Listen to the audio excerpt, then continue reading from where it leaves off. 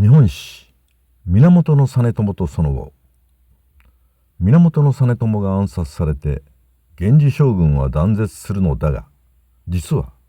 実朝自身がそれを望んでいたという説が存在する。詳しく見ていこう。北条時政は牧氏事件で牧の方と孫の実朝を暗殺して娘婿の平賀朝雅を将軍にしようとした。時政と牧の方は実朝を入浴させて、実朝の兄頼家と同じく浴室で殺害しようとする。北条政子から緊急の連絡を受けた義時が入浴直前の実朝を救い出して暗殺計画は未遂に終わった。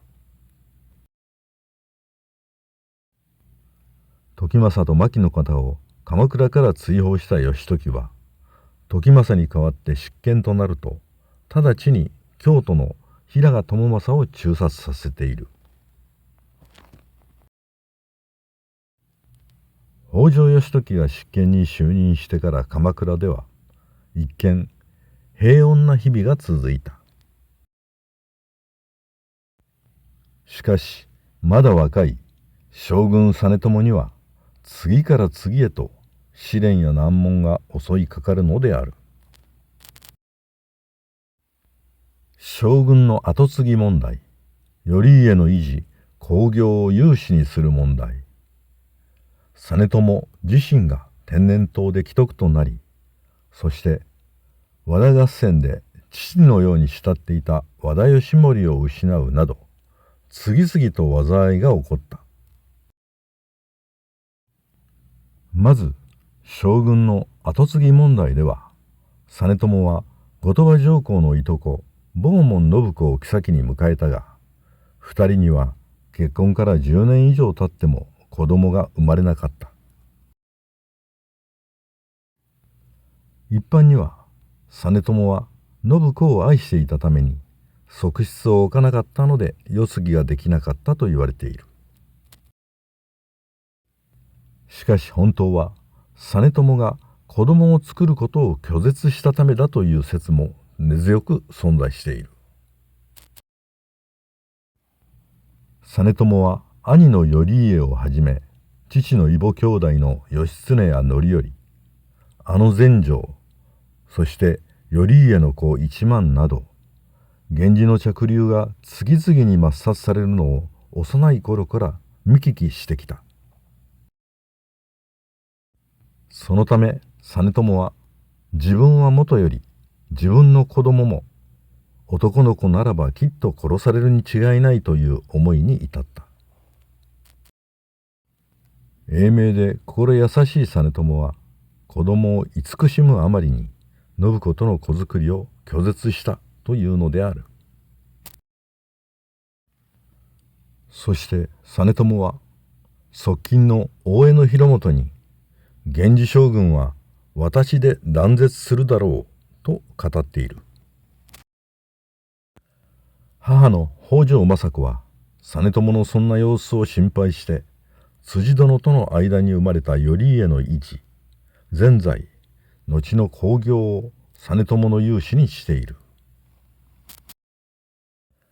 この政子が京都で出家していた興行を鎌倉に呼び戻したことが、後に実朝暗殺という災いへとつながっていくのである。実朝は1208年承元2年、当時国内で大流行していた天然痘に罹患して九死に一生を得ている。命は取り留めたが、顔にあばたが残ったことで、内向的な実朝がさらに消極的になり、将軍の役目である鶴岡八幡宮の祭事にも3年余りも出席しなかったという。また父の頼朝を幼くして亡くした実朝は、父と同年代の幕府の長老である和田義盛をことのほか慕った。長老で豪快な義盛に、父頼朝の昔話を聞くことが寂しい実朝の数少ない楽しみだったようである。ところがこの義盛が母親の政子や叔父の義時と権力争いで対立していく。そしてついに和田合戦が勃発すると、義盛と義時が将軍実朝の争奪戦を展開した末、和田一族は滅亡する。争いごとに疲れ、母親や親族にも不信感を抱いた実朝の唯一心の拠り所となるのが和歌であった。後鳥羽上皇が編纂した新古今和歌集に、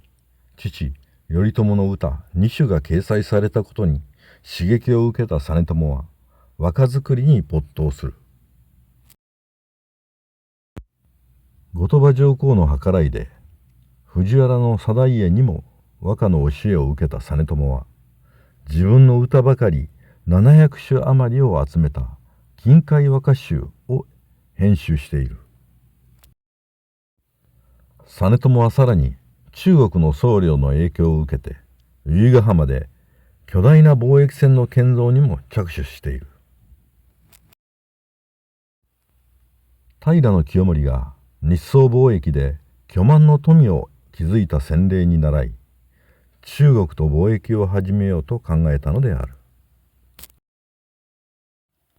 しかし由比ヶ浜が遠浅だったために船を浮かべることもできずに失敗に終わっている。そんな実朝を手なずけようと、後鳥羽上皇は毎年のように官位を与えた。鎌倉の御家人たちは朝廷に媚びへつらい突飛な行動を繰り返す実朝を無能な将軍と見ていたのかもしれない。結局実朝は将軍の跡継ぎとして上皇の王子を迎える話を取り付けたが、次期将軍の座を狙っていた公暁に暗殺されるのである。英明で知識の豊富な実朝であったが、なぜか彼の構想がことごとく挫折したり、裏目に出て失敗した原因は一体どこにあるのだろうか。実朝が暗殺されて間もなく承久の乱が起こるが、御家人たちの行動を見ればその原因がはっきりと見えてくる。御家人たちは後鳥羽上皇が下した義時追討の院宣には従わず、領地を本当に安堵してくれる義時に味方したのである。さらに言えば御家人たちは権威者ではなく権力者に付き従った方が幸せになれることをすでに源頼朝と朝廷の関係から学んでいたのである。源頼朝は朝廷の権威が届かない鎌倉にあえて幕府を開いたのである。そして京都の長所も短所も知り抜いている大江広元や三好康信に朝廷から鎌倉を守る政策を作らせたのである。その根本が守護地頭の設置であった。御家人たちは守護地頭の地位を与えてくれる北条氏を天皇よりも敬った。朝廷は官位という権威を与えたが、幕府は守護地頭という権力を与えたのである。以後日本は幕末維新までおよそ700年近くが幕府が権力、朝廷が権威を持つという武家社会となる。そして北条義時は朝廷を恐れず権威と権力を日本で初めて批判した初めての人であったと言えるのかもしれない。残念ながら源実朝は自分が時代の分岐点に立っていることを認識できなかったために悲惨な結末を迎えることになったのである。